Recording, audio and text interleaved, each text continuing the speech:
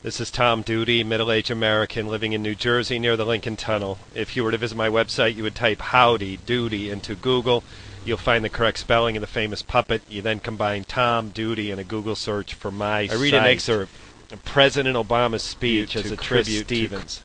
Many Libyans paid tribute to Chris by putting his picture as their Facebook profile photo. This is my tribute to Chris. The president quotes Nelson Mandela early in his speech, and I was distracted thinking, what about Gandhi? Later the president quoted Mahatma Gandhi. It seems you can't quote anyone in the peace business without quoting Gandhi. Like Jimi Hendrix and guitars, Gandhi is enshrined as number one in peace. In peace, this is good because everyone in the peace business has no worry about holding the number one place because it will always belong to the skinny Indian who left a giant legacy with sandals, a homespun robe, and a bamboo staff. I embellished the president's speech by adding the Reverend Chris Stevens, Barack Obama, Nelson Mandela, Desmond Tutu, and Mahatma Gandhi are all tied for number two in the peace business. Chris and Mahatma's work continues only through their legacy, so the continued work of these peaceful five is on the shoulders of the three surviving black guys. Here are the words of one of them now, President Barack Obama.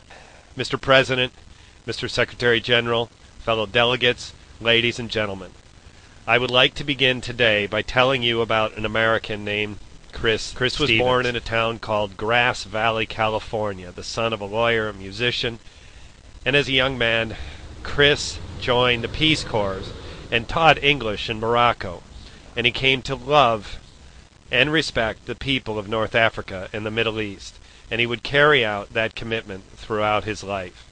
As a diplomat, he worked from Egypt to Syria, from Saudi Arabia to Libya. He was known for walking the streets in the cities where he worked, tasting the local food, meeting as many people as he could, speaking Arabic, listening with a broad smile. Chris went to Libya in the early days of the revolution, arriving on a cargo ship. As Americans' representative, he helped the Libyan people as they coped with violent conflict, cared for the wounded, and crafted a vision for the future in which the rights of all Libyans would be respected. And after the revolution, he supported the birth of a new democracy. As Libyans held elections, built new institutions, began to move forward after decades of dictatorship, Chris Stevens loved his work. He took pride in the country he served, and he saw dignity in the people who he met.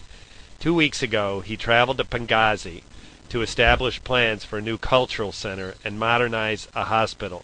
That's when Americans' compound came under attack, and Chris and 3 of his colleagues were killed in the city that he helped to save.